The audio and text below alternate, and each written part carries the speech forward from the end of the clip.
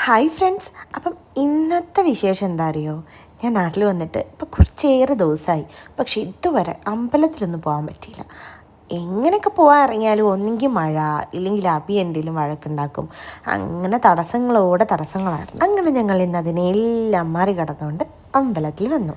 അമ്പലത്തെപ്പറ്റി may be എല്ലാവർക്കും അറിയാമായിരിക്കും, എങ്കിലും അറിയാൻ വയ്യാത്തവർക്ക് പറയാം കേട്ടോ. ഇത് എൻ്റെ നാട്ടിലെ മേജർ വല്യകുളങ്ങര ദേവീക്ഷേത്രം. എൻ്റെ ഏറ്റവും പ്രിയപ്പെട്ട ഇടങ്ങളിലൊന്ന്. അങ്ങനെ ദേവിയെ കണ്ടു, തൊഴുതു, കുറേ നേരം അവിടെ ഇരുന്നു.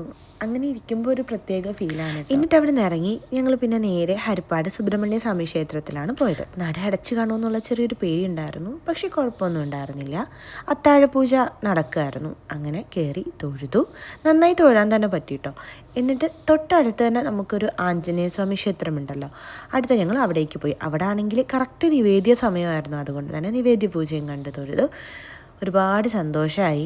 രണ്ടിടത്തും പോകാൻ പറ്റുമെന്ന് ഒട്ടും പ്രതീക്ഷിച്ചല്ല ഹരിപ്പാടേ, കാരണം എത്തുമ്പോൾ നട അടയ്ക്കുമെന്നാണ് വിചാരിച്ചത്. പക്ഷേ വന്ന് എല്ലായിടവും നന്നായി തൊഴുതു മടങ്ങി.